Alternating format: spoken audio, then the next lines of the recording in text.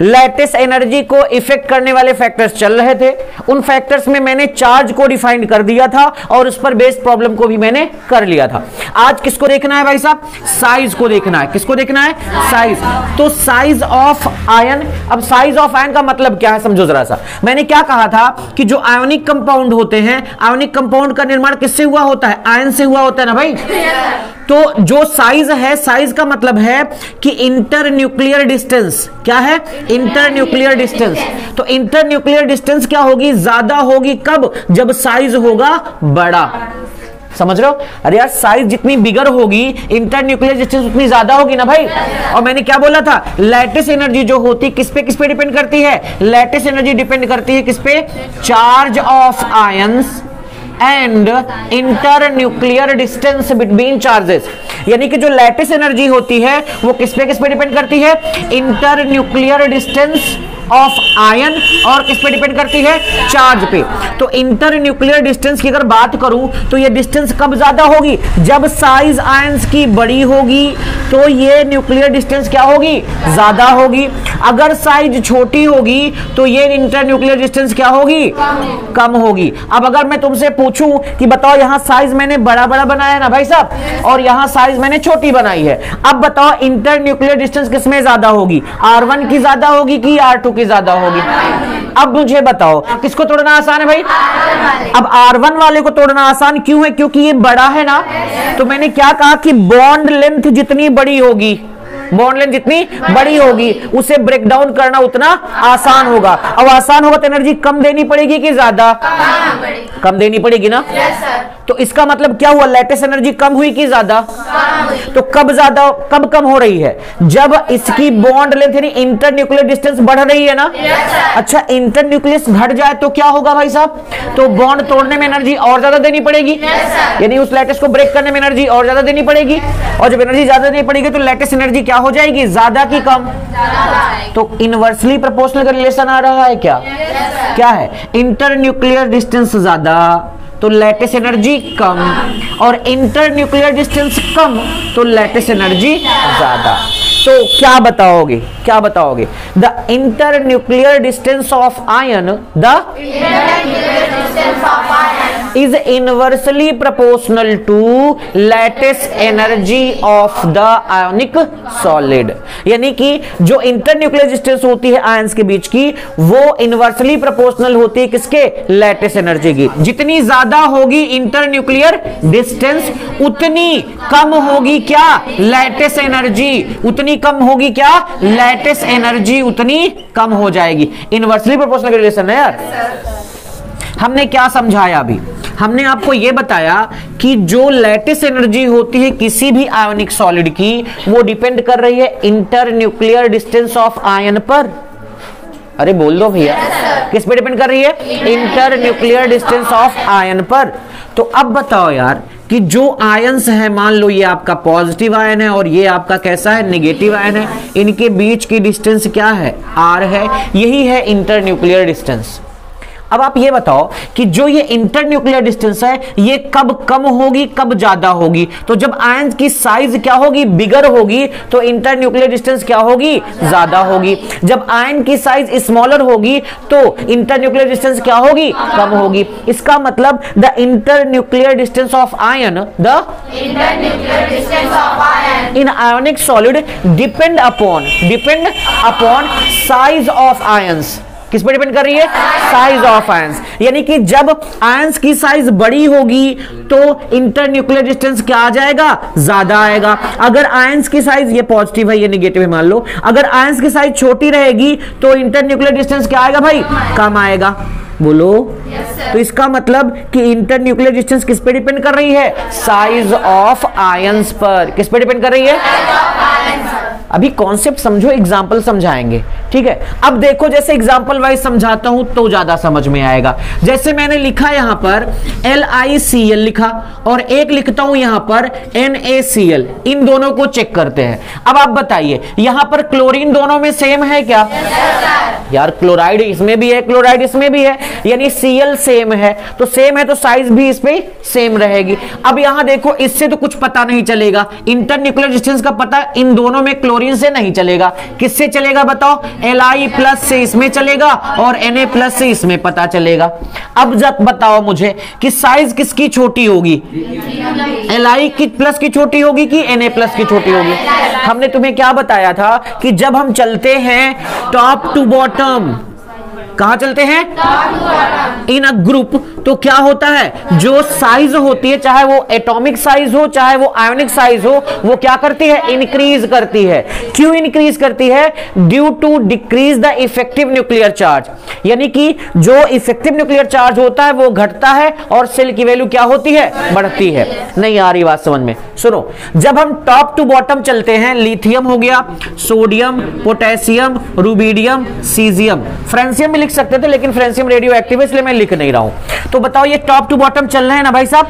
तो जब हम टॉप टू बॉटम चलते हैं तो एटॉमिक रेडियाई हो या आयोनिक रेडियाई हो, क्या करती है? इंक्रीज करती है। इसलिए इंक्रीज करती है कि नंबर ऑफ सेल बढ़ते हैं, नंबर ऑफ सेल बढ़ते हैं, और नंबर ऑफ सेल बढ़ेगा तो जो इफेक्टिव न्यूक्लियर चार्ज है वो घटेगा, और इफेक्टिव न्यूक्लियर चार्ज घटेगा तो जाहिर सी बात है साइज क्या होती जाएगी? बड़ी होती जाएगी।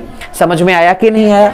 क्या मैंने बताया? If we move top to bottom in a group, the atomic radii और ionic radii increase due to increasing the number of shell. समझ गए? और नंबर ऑफ सेल अगर इंक्रीज करेगा तो मैंने क्या कहा? इफेक्टिव न्यूक्लियर चार्ज क्या करेगा? डिक्रीज करेगा, और इफेक्टिव न्यूक्लियर चार्ज डिक्रीज करेगा तो साइज क्या हो जाएगी? बढ़ जाएगी। तो बताओ यहां पर Li+ की साइज छोटी होगी कि सोडियम प्लस की छोटी होगी कि K+ की छोटी होगी कि Rb की CS की? बताओ किसकी छोटी? एकदम सही। सबसे बड़ी साइज किसकी होगी? उससे छोटी Rb, उससे छोटी, ऐसे करते चले जाएंगे। लिथियम की सबसे छोटी होगी ना भैया? तो यहां देखो किसके किसके बीच लैटिस बना हुआ है? Li+ Cl-, इसमें किसके बीच बना है? तो अब बताइए यहां पर कि यहां पर इंटरन्यूक्लियर डिस्टेंस मान लीजिए ये है R1 मान लेते हैं, और इसकी इंटरन्यूक्लियर डिस्टेंस मान लेते हैं R2 मान लेते हैं। अब बताओ इसमें किसकी डिस्टेंस बड़ी आ रही है? बोलिए। Na वाली बड़ी आएगी ना यार? तो बताओ लैटिस एनर्जी कम किसकी होगी? जिसकी इंटरन्यूक्लियर डिस्टेंस बड़ी होगी कि जिसकी इंटरन्यूक्लियर डिस्टेंस कम होगी? जिसकी ज्यादा होगी ना यार?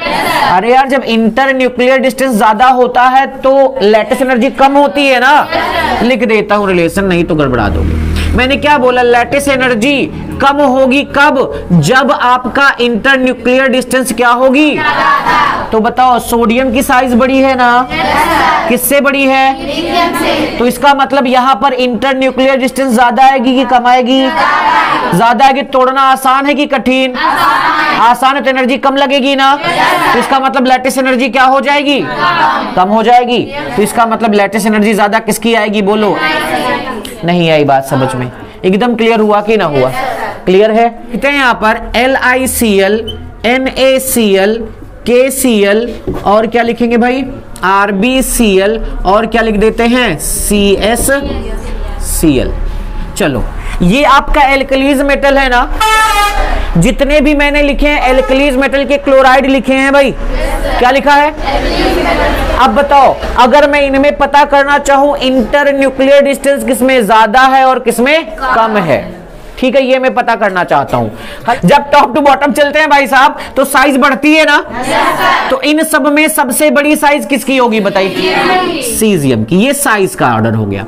अच्छा बताओ जब साइज बड़ी होगी तो इंटर न्यूक्लियर डिस्टेंस कम आएगी कि ज्यादा आएगी? ज्यादा आएगी। तो अब बताओ यहां पर अगर चेक करें LiCl में तो इंटर न्यूक्लियर डिस्टेंस देखेंगे सबसे कम आएगी, इसमें इससे थोड़ा सा ज्यादा आएगी, इसमें और ज्यादा आएगी, इसमें और ज्यादा आएगी, और इसमें क्या होगी? सबसे ज्यादा आएगी।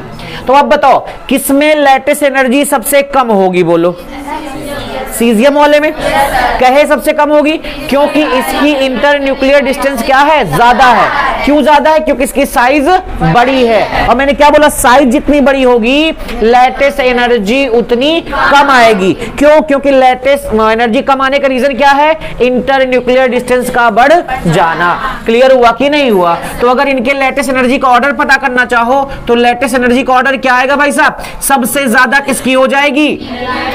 उससे कम इसकी, उससे कम इसकी, उससे कम इसकी। बोलो सबको समझ में आया कि नहीं आया? अरे क्लियर हुआ कि नहीं हुआ भाई साहब? मैंने क्या बोला, साइज जैसे जैसे बढ़ेगी लैटिस एनर्जी घटेगी। तो साइज देखो यहां से यहां तक बढ़ रही है ना। क्लोराइड तो सब में सेम है यार, उससे पता नहीं चलेगा इंटरन्यूक्लियर डिस्टेंस। किससे पता चलेगी? Lithium, sodium, potassium, rubidium, caesium से पता चलेगा। क्लियर हुआ सबका कि नहीं भाई? चलो एक एग्जांपल और ले लेते हैं। पहला हो गया, दूसरा था ना भाई। चलो अगला एग्जांपल लेते हैं, या चलो जो भी मान लो अगला एग्जांपल ले लेते हैं। अब जैसे मैंने लिखा है यहां पर Mg या Be से शुरू करते हैं। Beryllium, magnesium, calcium, strontium, barium. इसको आप लोग बताना भाई साहब आंसर क्या होगा। यहां BeCl2 होगा, MgCl2 होगा, CaCl2 होगा और SrCl2 और BaCl2। अब बताओ इसमें साइज किसकी बड़ी होगी? अच्छा, Cl की साइज से तो कुछ पता नहीं चलेगा क्योंकि सब में सेम है। किसकी साइज बड़ी होगी बोलो? और साइज बड़ी होगी तो इंटरन्यूक्लियर डिस्टेंस ज्यादा की कम?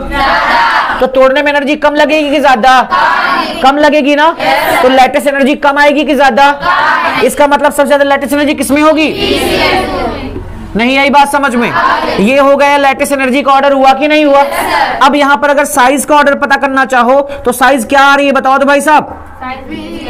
Be की साइज सबसे छोटी, उससे बड़ी किसकी साइज? उससे बड़ी और उससे बड़ी Sr डबल प्लस और उससे बड़ी Ba डबल प्लस। बोलो नहीं आई बात समझ में? क्लियर हुआ कि नहीं हुआ? सब लोग कर लोगे कि नहीं कर लोगे भैया? एक प्रॉब्लम पूछता हूं, अगर कर लोगे तो समझ जाएंगे यहाँ आप लोग। अब लैटिस एनर्जी पे प्रॉब्लम सॉल्व कर लोगे। चलो देखो मैं लिखता हूं यहां पर बताना NaCl, MgCl2 और AlCl3। ठीक, बताओ इसमें किसकी लैटिस एनर्जी सबसे ज्यादा होगी? वाह भाई, सही बता दिए क्या भाई? चलो ठीक है। अच्छा पता कैसे चला बताइए तो? लैटिस एनर्जी का ऑर्डर सबसे ज्यादा कहे इसमें आया। देखो यहां हुआ क्या, Na प्लस है ना, और यहां क्या है भाई साहब? और यहां क्या है? तो देखो यहां पर साइज फैक्टर चेक करो तो साइज सबसे छोटी किसकी आ रही है भाई साहब? अच्छा यहां पर चार्ज फैक्टर भी मैटर कर रहा है क्या? चार्ज देखो मैंने क्या, चार्ज ज्यादा होगा तो लैटिस एनर्जी ज्यादा होगी ना। तो इसमें चार्ज फैक्टर भी देखो तो सबसे ज्यादा इसमें आ रहा है, और साइज भी चेक करो, साइज भी चेक करो तो साइज क्या आ जा रही है यहां पर? सबसे छोटी आ रही है। अरे बतिया समझो यार, फिर से देखो मेरी बात को। यहां देखो क्या है, चार्ज फैक्टर अगर चेक करो, क्या चेक करो? चार्ज फैक्टर चेक करो, सबसे ज्यादा इसमें आ रहा है ना। और साइज फैक्टर चेक करो, साइज फैक्टर चेक करो तो सबसे कम आ रहा है। अब क्या बस सर जी अभी तो आपने कहा था कि साइज जितनी बड़ी होगी लैटिस एनर्जी उतनी कम होगी, यही तो बताया ना भाई साहब। और साइज जितनी छोटी होगी लैटिस एनर्जी उतनी क्या होगी? ज्यादा होगी। फिर आपने कहा था कि सर जी चार्ज जितना ज्यादा होगा लैटिस एनर्जी भी उतनी क्या होगी? ज्यादा होगी। चार्ज जितना कम होगा लैटिस एनर्जी भी उतनी क्या होगी? कम होगी। मतलब कि चार्ज जो है वो जितना कम रहेगा लैटिस एनर्जी भी उतनी क्या आएगी? कम आएगी। दोनों फैक्टर सबसे अच्छे समझ में आ गया सब लोगों को भाई साहब? देखो यहां पर, यहां देखो रेडियस छोटी है कि बड़ी है? आवाज कह दब जाती है। ये बताओ साइज छोटी है कि बड़ी है? साइज छोटी होगी तो लैटिस एनर्जी ज्यादा होगी कम होगी? कोई कंफ्यूजन? ठीक है। चार्ज ज्यादा है कि कम है? चार्ज ज्यादा होगा तो लैटिस एनर्जी ज्यादा होगी कि नहीं होगी? यानी दोनों फैक्टर में देखो यही डोमिनेट कर रहा है ना। यानी कि लैटिस एनर्जी इसी की ज्यादा आ रही है ना। तो यानी चार्ज भी ज्यादा है और साइज भी छोटी है। और मैंने क्या कहा, चार्ज ज्यादा होगा तो लैटिस एनर्जी ज्यादा होगी और साइज छोटी होगी तब लैटिस एनर्जी ज्यादा होगी। तो बताओ इन सब में सबसे ज्यादा लैटिस एनर्जी किसकी आएगी? AlCl3 की। क्लियर हुआ कि नहीं हुआ? क्योंकि साइज देखो छोटी है और चार्ज क्या है? ज्यादा है। समझ में आई बात की नहीं आई? सब लोग कर लोगे? अरे बोलो यारो। ठीक, कॉपी कर लो। चलो एक क्वेश्चन और पूछ ले फिर उसके बाद आगे बढ़ते हैं। मिटाओ इसको। अरे बोलो, अभी नहीं पाया क्या? NaF MgCl2। चलो अब बताओ भाई साहब इसमें किसकी लैटिस एनर्जी ज्यादा होगी? बोलो। हाँ, MgCl2 की। अच्छा, हालांकि तुक्का भिड़ा के सही ऐसा भिड़ा लिया आप लोगों ने, लेकिन सुनो जरा सा। देखो Na प्लस है ना, Mg क्या है? Double plus. साइज थोड़ा देखो, साइज चेक करो। तो यहां देखो फ्लोरीन की साइज अगर देखें तो छोटी होती है ना, और क्लोरीन की साइज क्या होती है, बड़ी होती है ना। तो बताओ इंटर न्यूक्लियर डिस्टेंस अगर इसमें चेक करोगे तो ज्यादा आएगी ना। अरे यार इसमें इंटर न्यूक्लियर डिस्टेंस क्या आई, ज्यादा, और इसमें इंटर न्यूक्लियर डिस्टेंस क्या आएगी, कम आएगी। तो बताओ जरा सा, मैंने क्या बोला था, लैटिस एनर्जी ज्यादा उसकी होती है जिसकी इंटर न्यूक्लियर डिस्टेंस कम होती है, ठीक है। और आप किसको कह रहे हो, ज्यादा होगी MgCl2 की। तो इसमें देखो इंटर न्यूक्लियर डिस्टेंस ज्यादा आ रही है ना, तब क्या आप सही बोल रहे हो। हाँ, मैंने क्या बोला था कि अगर कहीं पर ऐसी कंडीशन आ जाए जहां झगड़ा हो जाए, किसके किसके बीच में, चार्ज के बीच में और साइज के बीच में, तो किसको आपको जिताना है, चार्ज को जिताना है भाई साहब। अरे जिताना ना, वो खुद ही जीतता है भाई साहब, मतलब चार्ज ही डोमिनेंट होता है। क्या होता है, चार्ज ही डोमिनेंट होता है। यानी कि अगर साइज और चार्ज दोनों कंबाइंड फैक्टर्स दिखने लगे तो वहां पर आप किसको ज्यादा वैल्यू दोगे, या कौन डोमिनेट करेगा, चार्ज करेगा। तो चार्ज के अकॉर्डिंग अगर देखा जाए तो किस पे ज्यादा है, Mg++ पे, Na पे कम है। इसका मतलब लैटिस एनर्जी ज्यादा किसकी हो जाएगी, हो जाएगी MgCl2 की, इसी की लैटिस एनर्जी ज्यादा होगी। बोलो सबको समझ में आया कि नहीं आया। ये फैक्टर क्या हो जाएगा, नॉन डोमिनेंट हो जाएगा या रिसेसिव हो जाएगा, यानी ये फैक्टर इफेक्टिव नहीं होगा। कौन फैक्टर ज्यादा इफेक्टिव होगा, चार्ज फैक्टर ज्यादा इफेक्टिव होगा। बोलो क्लियर हुआ कि नहीं हुआ। कॉपी कर